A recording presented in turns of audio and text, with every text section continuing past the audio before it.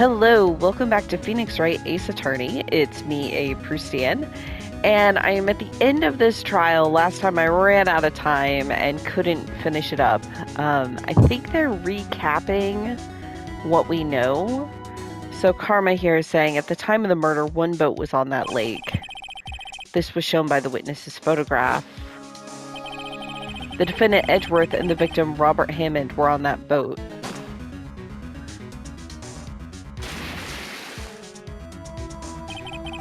There was a gunshot fired on that boat, and Robert Hammond fell into the lake. The distance of the shooting was 1 meter. It couldn't have been suicide. Well, the guilty party has to be the other man on that boat. I admit it is hard to imagine any other possibility. Yes, but this assumes that the victim was shot at 15 minutes after midnight. What do you mean by that, Mr. Wright? We have photographic evidence of the time of the shooting. The timestamp on the photo says 0:15. But Larry heard a gunshot 25 minutes before that. Robert Hammond was killed then, 25 minutes before the shot on the lake. It's the only way that Edgeworth could be innocent. So you gotta go for it. And Mr. Wright, are you quite mad? Explain who the two men in the boat are. Edgeworth and the murderer? That's my best guess. Because Hammond would have to already be dead, so it can't be him. This is the only combination that doesn't include Hammond. Of course, it was Edgeworth and the murderer. After the murderer killed Richard Hammond at 11:50, he assumed the guise of Mr. Hammond and met Edgeworth. What? Are you serious? Yes, Edgeworth won't tell us why he went to the lake that night. However, I have a hunch. That night, Robert Hammond called Edgeworth to the lake. Now, Edgeworth didn't know Robert Hammond's face that well. That's why he didn't suspect anything when the murderer took Robert Hammond's place. I keep trying to say Richard Hammond because of all the Top Gear I watched back in the day. I'm not sure what to make of all this. Ludicrous. Mr. Wright, tell us the name of the murderer then. The murderer's name? Right, I don't know. It's neither of them. Actually, I don't know the murderer's name. You don't know? Again, you waste my time. I don't know because he never told us. Oh, you think it's the caretaker? The murderer is the caretaker of the boat shop, that old man. At 11:50, he was the one who killed Robert Hammond. The caretaker of the boat shop?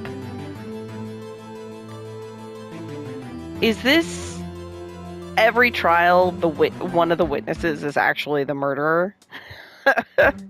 I think that's been true every time. But it kind of makes sense. That's how we interact with people the most. Anyways. Where did he do this? There weren't any boats on the lake then. Why would he have to go all the way out on the lake just to shoot someone? May I suggest that the real sign of this the real scene of this crime was not on a boat? What? Well then, where did the murder take place? At the boathouse? Show the judge where the murder really took place. Well, it would be the boathouse. Here, of course, the boat shop where he lives. That way he could meet with the victim without anyone seeing. Do you have proof that the boat shop was the scene of the crime?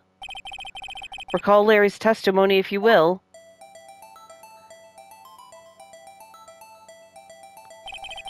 That night, he was out on the lake in a boat, searching for something. He finds it. and returns the boat. Then, just as he's starting to head from home, he hears a gunshot. He heard a gunshot, Your Honor, even though he was wearing headphones at the time. In other words, the gunshot was very, very close by. And where would that be if he had just returned a boat?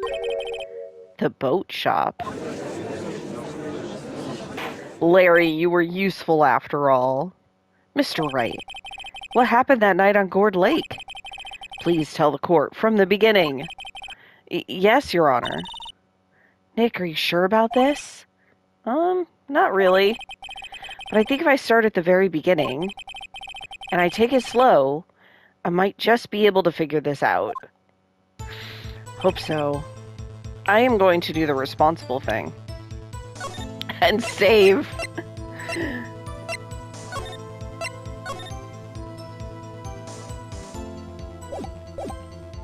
That night, the caretaker of the boat shop called Robert Hammond to his shop.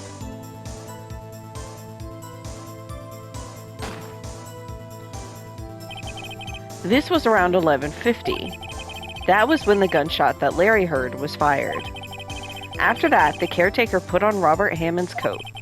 He became Robert Hammond. Then he got in the boat with Edgeworth and went out into the middle of the lake. Then, who fired the pistol on the boat, Mr. Wright? I think the boat shop caretaker did, because Miles remembers picking up the gun afterwards. Of course, it was the murderer who shot the pistol. He shot twice. Both missed Edgeworth on purpose. Wait a minute. Yes? Why would he shoot twice if he didn't mean to hit anyone? Details. Know this, Mr. Wright. The moment you run out of explanations is the moment you lose. Tell us why the murderer had to fire twice. To create a witness? Because he wasn't trying to hit him. So it must be this. I believe he shot twice to create a witness, Your Honor. Create a witness? The murderer lifts his pistol and fires one shot. That ensures that anyone who heard the shot would look at the lake. Indeed, Ms. Hart did exactly that after hearing the first gunshot. Next, the murderer waits a bit and he fires again. Then, drops the gun and jumps out. The murderer jumps from the boat himself, leaving the pistol in the boat behind him. It's a good frame up. I knew earlier somebody was framing Miles here. I just thought maybe Lotta Hart was in on it, but she's clearly not. I see. To someone looking from the edge of the lake, it would appear that one of the men on the boat had shot the other. The murderer didn't know about the automatic camera, of course. That's why he shot twice to draw attention to the boat. Once you realize that, everything else falls into place. The boat shop caretaker swam back to his shop. Then he put Mr. Hammond's wet coat back on the body and threw the body into the lake. This is what happened, Your Honor. These are the events that transpired that night on Gourd Lake. Oh, look at that smarmy look. You earned it, Phoenix.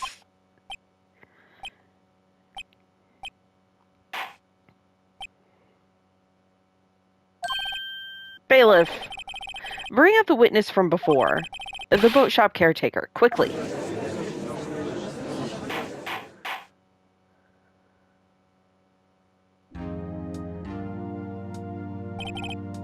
Very well. While we are waiting for the caretaker, I would like to ask the defendant, Miles Edgeworth, a few questions. Mr. Edgeworth, please take the stand. I was like, why have they not had Miles take the stand just to explain what he saw and experienced? But maybe didn't think it was useful? I don't know. You heard what the defense has said? Yes. Well, why did you go to the lake that night? What Wright has said was mostly correct. Astonishingly so, actually. Yes. Several days ago, I received a letter. The letter was signed Robert Hammond. He asked me to come to the boat shop by the lake on midnight on Christmas Eve. He said he had something very important to discuss with me. Something important? I'm sorry, I can't say what it was. Your Honor, sir. Bailiff, we are conducting a trial here. I ask that you remain quiet. Oh no, the caretaker's done a runner. There's no way he's still there. Yeah, the witness has disappeared. He isn't at the boat shop either. What? What should I do? Find him, quickly. We cannot allow him to get away.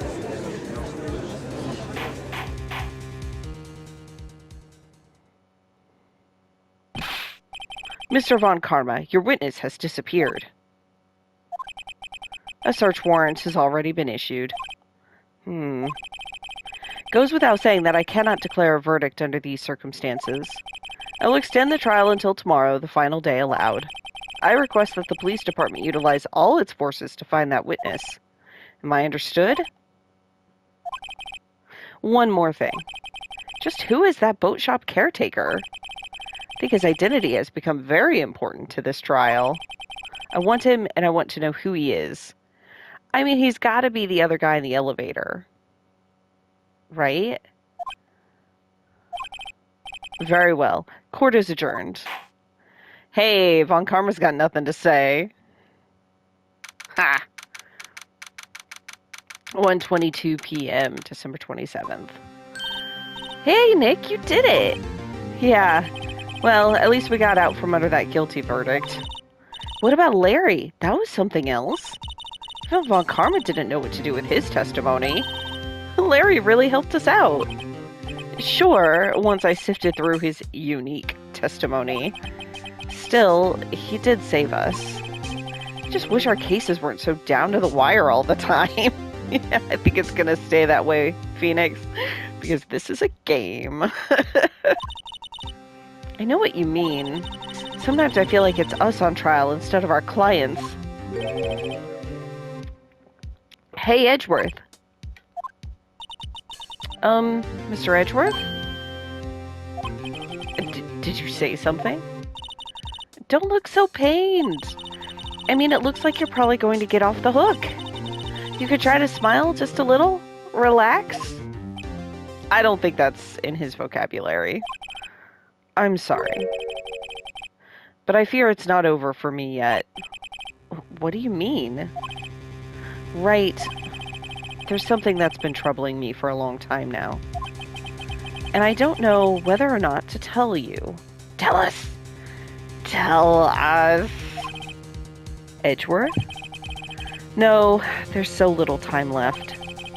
I want to tell you, to get it off my chest, but... I can't make up my mind. What is this about, Edgeworth?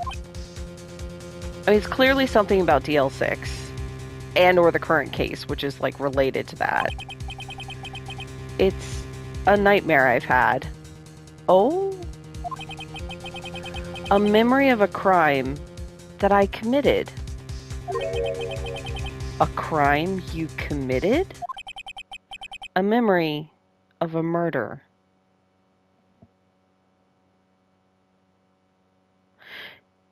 Does Miles think he killed his father? Is that the crime he's thinking of? The murder? Does he think that Hammond, or not Hammond, the guy in the elevator whose name I forget, is Yanni or something, is trying to get revenge on him because Miles actually killed his father somehow, but everybody blamed the other guy, but then he got off anyways, but then he had to disappear. Oh, shit. That would be why that guy would want to frame Miles, though. Okay. Okay. Yes. Alright, let's put it here.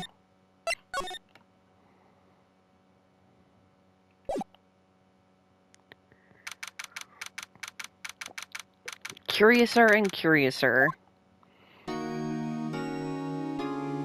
I forgot to look at the day and time. That would have been good context, but I assume it's right after the trial.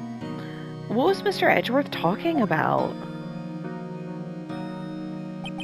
A memory of a crime that I committed. A memory of murder. Do you really think Mr. Edgeworth killed? I don't believe it. Not Edgeworth. Some painful memory has been troubling him recently. But he'd never take someone's life. Never. Nick. Yo! How's everyone doing? Oh my god, Larry. What do you think of my performance today? I had him swooning in the aisles, huh, Maya? Swooning? Me? Oh, yes, I do remember feeling faint. Right on. Tell me the truth. It was like love at first sight, right? Larry, she's a minor. Right, Nick? Huh? Me? Well, maybe my heart skipped a beat or two. I think you can do better than that. Come on, I saved Edgeworth in there, dude. Edgy! You guys should be bowing before me. Yeah, bow before your hero. I'm a little sad that none of these are bow. Alright, what's changed here? Anything? Cleaning day again at the hotel. Planning a second branch. Okay. Steel Samurai poster. How's she doing watering the plant? Charlie. Okay.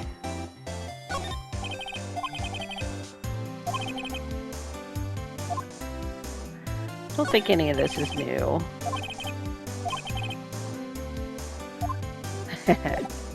Okay, nothing new there, so let's just talk to Larry Butts. Today's trial. Larry, you really helped out in the trial today. You did?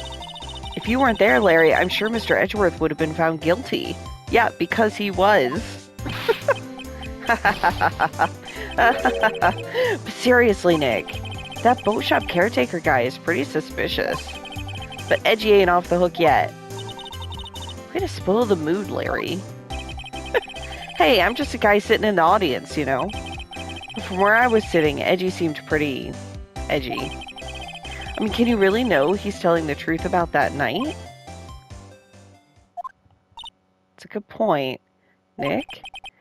I don't know. But what I do know is I'm going to believe in you two until the end. Us two? Edgeworth and who else? You mean me, right? She never even considers that it might be her and Larry. Nah, he means me, right, Nick? Yeah, you, Larry. Not me? But why you, Larry? Huh? Actually, yeah, why me, Nick? Huh. Enough with the silent treatment. Okay. I feel like I don't understand everything that happened in that conversation. I believe in Maya. Alright, Nick, why do you trust Mr. Edgeworth so much? I mean, he's changed recently, true. But when we first met him, he was kind of a jerk, don't you think? You didn't know him back then. Back when you wanted to become a defense attorney. Wait, was that when you two were classmates? Yes, in grade school. They saved me, Miles and Larry. They saved me, and I'll never forget it. Okay, that makes more sense then. That's why I became a defense attorney, you know? What? Hey, Larry, what's he talking about? Huh? Sorry. I kind of forgot. Oh my god. Larry, the worst. Okay, Nick, out with it. I'm gonna hear this story today, and that's final. Okay. It's kind of a long story, so hang in there. Backstory. Okay. It was the very end of 3rd grade. I was on trial. A class trial. A class trial? You remember, Larry? Spring, end of third grade? A kid in our class got his lunch money stolen. Lunch money?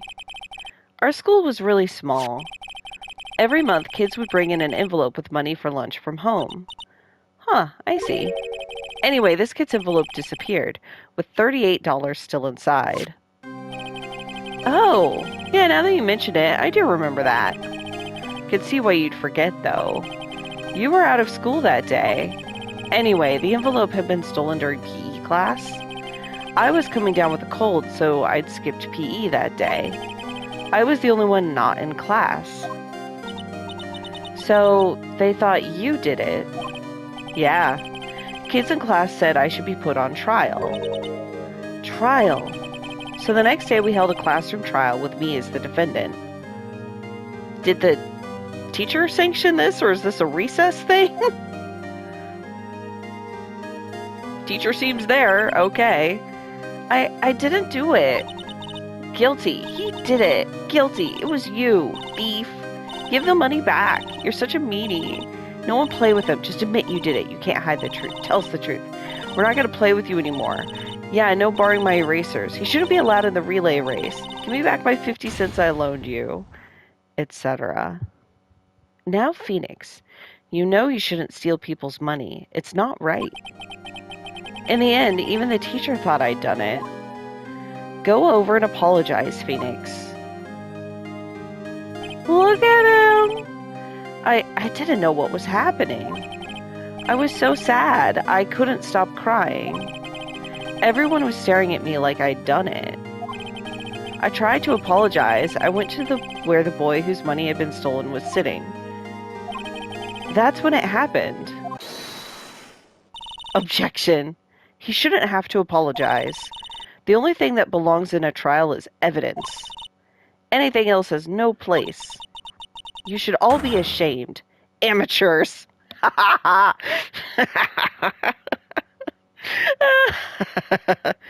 You should all be ashamed of doing a trial incorrectly.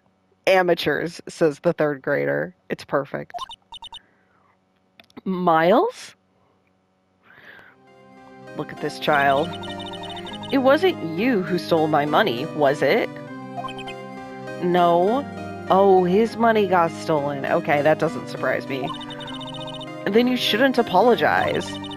Everyone's been shouting you did it, but no one has any proof. That is why, Your Honor, this boy is innocent. But, Miles, it was your money that was stolen. Yeah, he did it. He's the one.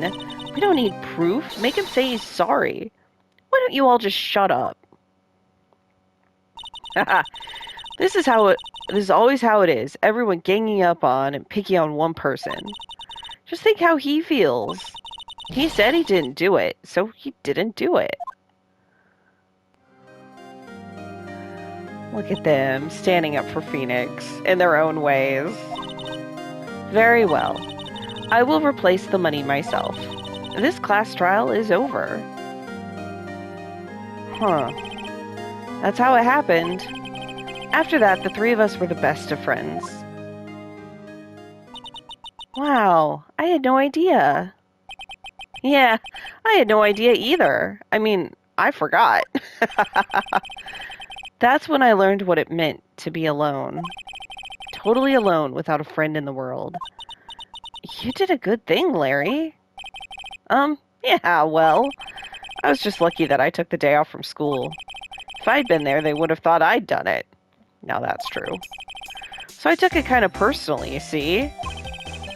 When something smells, it's usually the butts. Yeah. Yeah, after the trial, did the other kids still shun you? Anyway, Edgeworth and I talked after that class trial. That's when I heard his father was a defense attorney.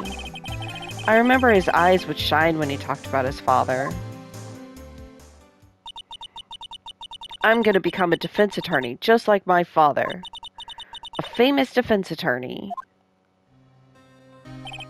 Then, a few months later, he suddenly transferred to another school. The DL6 incident. Right. I'm not sure, but the transfer probably had to do with his father's death. That's so sad. It was several years later when I heard Edgeworth's name again. There was an article about him in the newspaper. The headline was something like "Dark Suspicions of a Demon Attorney." Oh my god! Fabricating evidence, manipulating testimonies, covering up facts. Ooh. The article said he'd do anything to get a guilty verdict. Anything. So some pretty underhanded / illegal methodologies there. But why? What happened? I mean, that's not the Edgy I used to know at all. That's what I thought too. I tried to get in touch with him, I don't know how many times. He never replied. I guess he didn't want to see his old friends. Couldn't just drop it, though. I wanted to meet him, to learn why he had become who he became. That's when I decided. Wait, you don't mean... That's why? That's why you became a defense attorney? To meet Edgeworth? Oh my god. The shippers go off the rails here. This is just, it's incredible. If I was a defense attorney, I knew he'd have to meet me whether he wanted to or not. In court. Edgeworth believed in me, and I believed in him. He's in pain, and no one's on his side. I'm the only one who knows the real Edgeworth. I'm the only one who can help him. Good God. Didn't become a defense attorney to, like, help people. Well, to help a person, I suppose. Whoa, Nick. So, is that why you helped me out for free? Yes? I helped you because I believed in you. Except I don't remember saying I'd do it for free. Aw, Nick. Nick. We have to save Mr. Edgeworth if it's the last thing we do, okay? Right. Very well may be. Why do you think that? First, there's that rental boat shop caretaker. We need to find out who or what he is. I'd settle for who. I guess I can clean out some of this evidence I no longer need. Okay, let's go.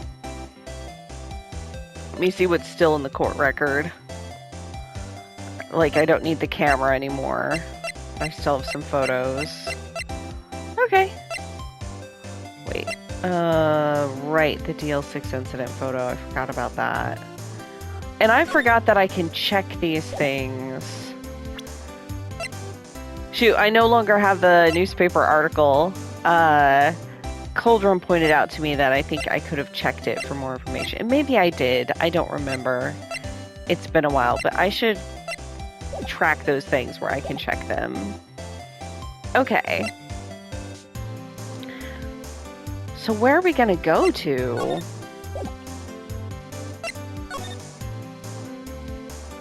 Detention center? We'll start here. See if Edgeworth will talk to us.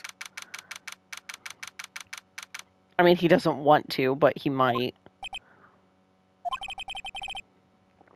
You look as grim as always. Huh. Mr. Edgeworth, I heard the story about the class trial. Class trial? What do you mean? You don't remember? No, I don't. Your lunch money was stolen, wasn't it? In 3rd grade? Lunch money? Oh, right. Yes, I seem to remember something like that. Nick, I think you're the only one who really remembers. Well, it affected him the most, you know. 3rd grade is a while ago. Well, probably only really mattered to me anyway. Mr. Edgeworth, didn't you know? That trial was the reason Nick became a defense attorney. Huh. Ridiculous. Gee, thanks. That said, it does sound like the kind of thing you'd do. You haven't changed a bit, have you, Wright? So simple. To a fault, even. Well, maybe, yeah, but I think you changed too much, Edgeworth. Perhaps. Interesting. Why prosecute?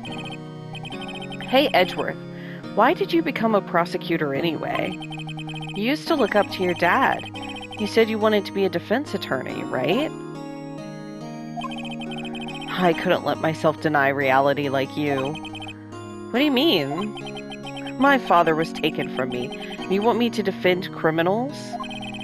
I'm sorry, Wright, but I'm not that good of a person. One suspect was apprehended in your father's murder, right? Yes, the man trapped in the elevator with my father. His name was Yanni Yogi. I was right, Yanni. Okay. Yanni Yogi. He had to be the shooter, any way you look at it. Yet, he was found innocent. That defense attorney got him off the hook. That would be Robert Hammond. On that day, 15 years ago, the three of us were trapped in that elevator for 5 hours. When we were rescued, we all suffered oxygen deprivation. I had lost all memory of the murder. Lost your memory? Even now, I can't recall what happened in that elevator. That was the crux of Yogi's attorney's argument in court. He claimed Yanni Yogi had been not of sound mind due to the oxygen deprivation. Yogi was released due to a lack of evidence. Innocent. That's when I changed my mind. I started to hate defense attorneys. Yeah, I mean, it's kind of understandable. What about Prosecutor Von Karma? So what's your relationship with Von Karma? He's my teacher, and a man who deserves respect. I learned everything I know of courtroom techniques from him. So he's like my sister was to you, Nick. He is a perfectionist in all things. In court, in his personal life, he's obsessed with doing everything perfectly. Sounds miserable. Perfectly, huh? In all the cases he has taken on, none were left unsolved, and not one suspect was declared innocent, ever. But that's... I know. It's possible some of the suspects were indeed innocent. However, it is impossible for us to accurately determine that in every case. All Von Karma does is his job, to find the suspect guilty perfectly. In any case, it's nigh well impossible to find a weakness in him. Well, but we did find a weakness, which was Larry's chaotic, good testimony. The chaotic being the primary important part there. This harkens back to something Edgeworth said earlier, right? He's like, you can't know for sure if somebody's innocent or guilty, so I just do my job to find them guilty. Which is not completely unreasonable, but it elevates the prosecutor job above finding the truth, right? Like, if you're like, well, the truth is hard to find, so I'm not going to bother. Like, come on. The truth is hard to find, but you still try, you know? Should a weakness appear, he would do everything in his power to make it go away. Edgeworth? If what you're saying is true, you're headed for a guilty sentence tomorrow. He's right! Now's no time to praise the enemy, Mr. Edgeworth. Huh. It's a strange situation in which I find myself, I'll admit. No kidding. Is there anything I need to present to him? Oh, I could show him this. I kind of feel bad about it, but I'm doing it. Nick, no! That's a photo of his father. Don't show him that. Oh, you're right. Now probably isn't a good time to dredge up those memories. What is it? Nothing. Huh? Okay. I won't then. What about the case file? It was that case that changed my life. And tomorrow, on December 28th, its statute of limitations runs out. Tomorrow. Could that be a coincidence? But even if the case is finally closed on paper, it will never be erased from my memory. Never. Understandable.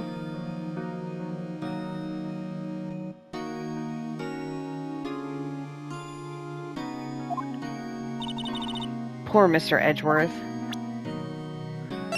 What about Polly? What do you think about Polly? Sorry. I'm not sure I can help you with that. Okay, that's fair enough. Okay.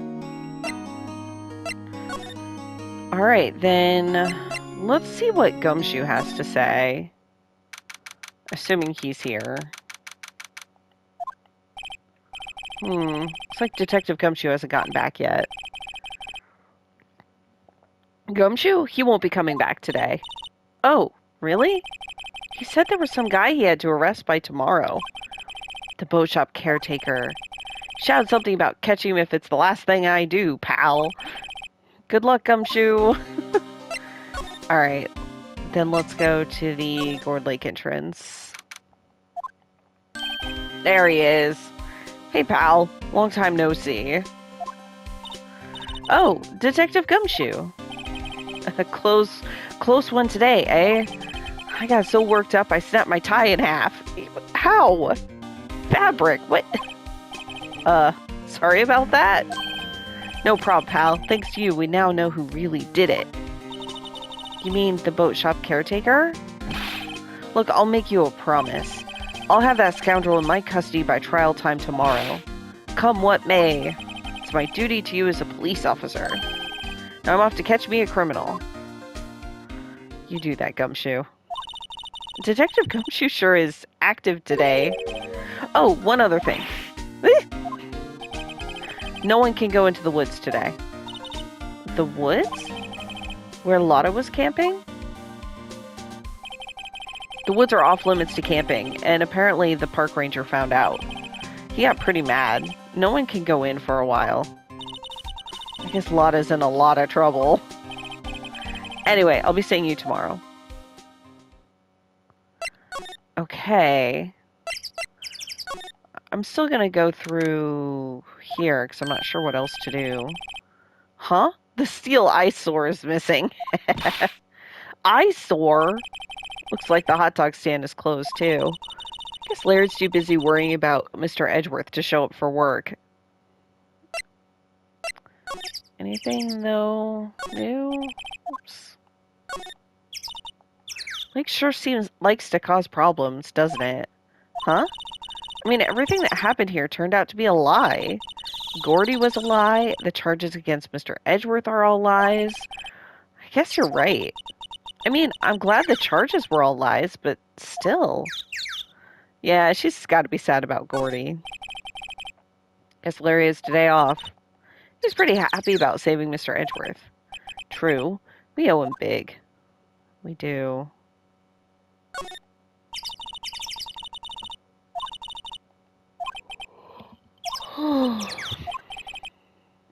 You seem troubled, Nick. Sorry, she was saying the same thing, I thought. No, who? Me? Oh, maybe it was.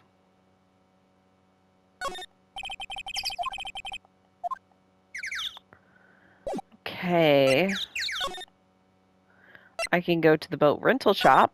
Seems like an important place to try to see what's going on. That old caretaker got away. Yep. I never imagined he might be the real murderer. Him? Huh? I know that clearing of the throat anywhere. Haha, hello. What might you be doing here? Out for a walk, Ah, the days of my youth. Like the scent of fresh lemon, you see. Mr. Grossberg, this is no time for idle reminiscing. Mr. Edgeworth's trial ends tomorrow. That is true, yes. But from what I saw of today's trial, Edgeworth should be fine, right? Well, I'm not so sure about that. Ho ho, what do you mean by that? Well, I'm not sure. If you find anything out, come by my office at once. I may be able to offer you some assistance. Thanks. Bye. What do you think Mr. Grossberg was doing here anyway? Who knows? Let's examine it again then. Doesn't look like anyone is around. The caretaker must have run for the hills, huh? Yeah, looks like it. He didn't seem like a bad person. How much of what he did was an act, I wonder? There are some boats floating at the dock. The murder took place in a boat from this dock. Apparently, the police took away the actual boat. Okay. I've seen that. Forest here. Nick, the forest. There's someone in there. What? You're right. There's a few policemen in there. Oh, they must be looking for the caretaker. Good luck. Huh. Can I move in there?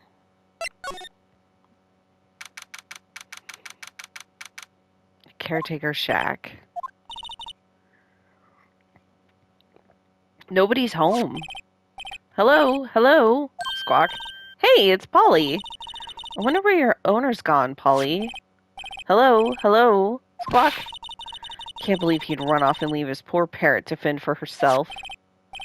Hello? Hello? I examine you, Polly. Maybe I should take care of Polly. Nick? And you probably shouldn't just kidnap her. The police know about her anyway.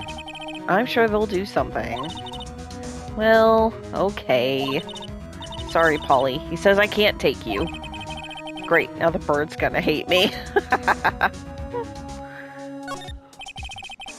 Everything's cold. Looks like he didn't turn his heater on. Guess he hasn't been back here since the trial. Say, Nick, don't people usually put pictures of fish up on the wall to boast about them? Yeah, I guess so. You mean pictures of the fish they caught, right?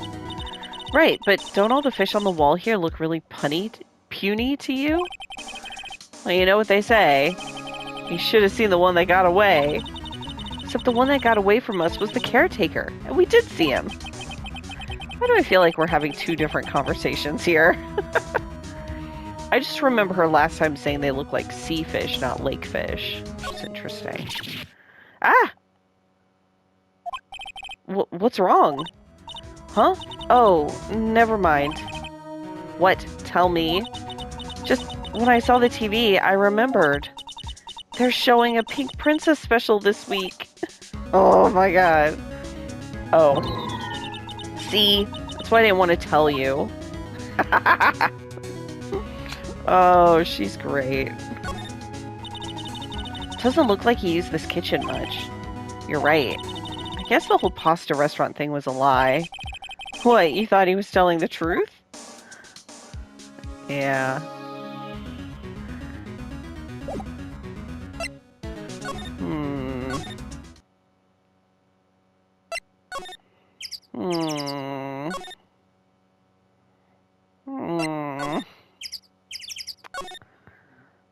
Not exactly. Oh, Grossman said to go to his place. Oh, but he's not on the list. Maybe he's on the list if I go here first. Yeah, Grossberg Law Offices. Let's try this then. He's out again. When does he work anyway? Now, don't be harsh.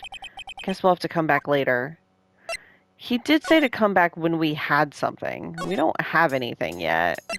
But I'm not sure where we'll find anything. Is there anything else I can talk to you about? Maybe I need to present some stuff. I could also go try presenting stuff to Larry. But let's try this murder photo. What are you showing me this picture for? Oh, no reason. You know, I was impressed by your deduction in the trial today. Granted, you were at the end of your rope, but still. Nick, he noticed. He did. Oh, that's exciting. Okay. What about this? Sorry. Okay. Eh? No. Eh? Did I show you the parrot? I did. I'm not showing him his dead dad. Okay, I think I've shown him everything I can show him.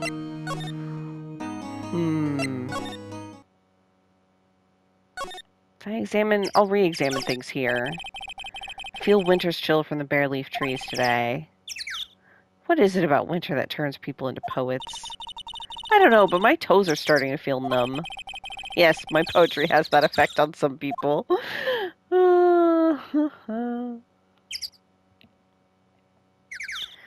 Okay. Gourd Lake Nature Park. Yep. But no waterfall. Yeah. Alright, let's see if we can show some stuff to...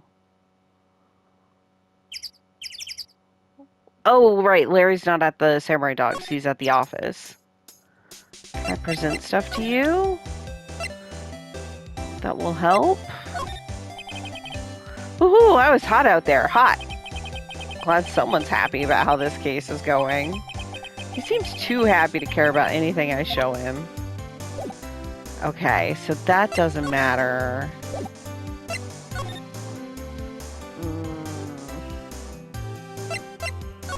And still nothing here.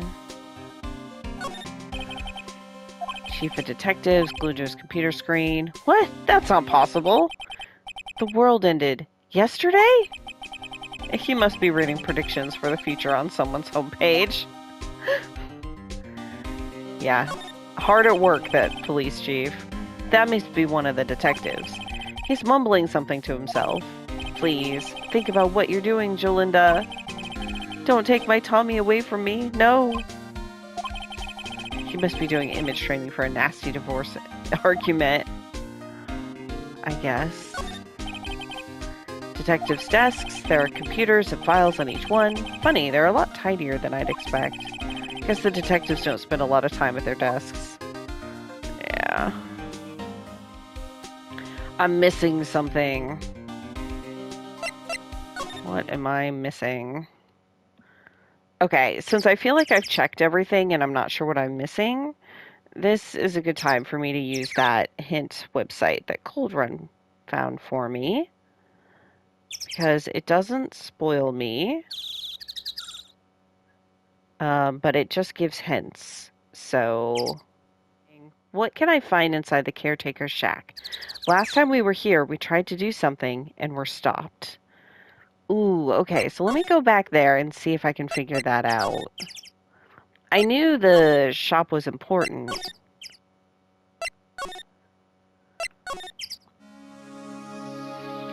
But I don't see anything else. I mean, I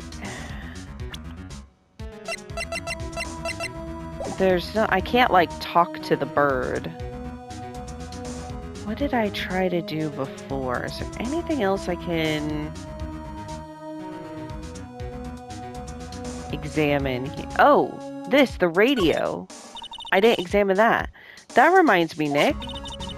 Polly here knows the number to the safe, right? Okay, here we go. The one thing I didn't examine. How is it always the one thing I don't do? Polly here knows the number to the safe, right? Yeah, that's right. Polly, what's the number to the safe? 1228, Squawk. Well, let's open it, Nick. Come on. I'm sure there isn't any money in there. Aw. But hey, he keeps it locked, right? So there must be something of value in there. Not so sure. Okay, Nick, let's see what's in there. Guess there might be a clue or two. The only thing in here is a letter. A letter? Aw, boring. There's no name or signature on this thing. It's handwritten in very precise, clear letters. Get your revenge on Miles Edgeworth. Edgeworth? Nick, why would Mr. Edgeworth's name be on here? How should I know? I'm gonna read the whole thing. Get your revenge on Miles Edgeworth. It also says, this is your last chance. Now is the time to get revenge on the 2 men who ruined your life. The rest of the letter goes on to describe the murder plot in detail. How to kill Robert Hammond and frame Edgeworth. Calling Edgeworth out to the lake, getting on the boat, firing twice. This is exactly what I figured out today in court. It's all here in perfect detail. Okay, now this adds a new wrinkle, though, because the caretaker may have done it. But who masterminded it? What do you think it means, Nick? I don't know, but it looks like these are instructions for that caretaker. When he killed Robert Hammond and called out Edgeworth, he was following instructions. But who could have written that letter? And what does it mean to get revenge on Miles Edgeworth? Look, I don't know, okay? But one thing's for certain. This letter is an amazing clue. Okay. Letter from the safe added to the court record. Alright, let's go see what Miles thinks about this. Okay. I have something important. Edgeworth, see this letter? Huh? This came out of the safe in the shack where that boat rental caretaker lives. I see. Revenge? On me? Who is that old guy anyway? I don't know. Could he be an innocent defendant you got declared guilty or something? Nice, right? But I don't remember that old man. Not at all. So he was following this letter then. Which means there was someone else behind it. Now is the time to get revenge on the 2 men who ruined your life. 2 men, meaning myself and Robert Hammond. What's interesting here is that I've been assuming the caretaker is Yanni Yogi because he's the only other person we don't know. But Robert Hammond saved Yanni Yogi. So Robert Hammond didn't ruin his life. I kind of forgot about that. Oh, now I'm confused. It also says, this is your last chance. Last chance? Wait, maybe he's talking about the statute of limitations on the DL6 incident. Wait, that old man. I think he is Yanni Yogi. What is it? Do you know who he is? Yogi. Could he be Yogi? Right. See? Yogi. The suspect in the DL6 incident. The one who was found innocent.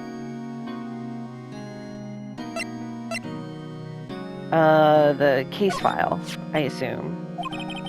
It was that case that changed my life. And tomorrow, its statute of limitations runs out. Oh, right. Okay, so that was... Okay. Oh, I see. I think I was still in the present, but I need to talk to him. Unfortunately, I'm out of time. So I will have to dig into this more the next time. But thank you all for watching, and I'll see you then. Bye!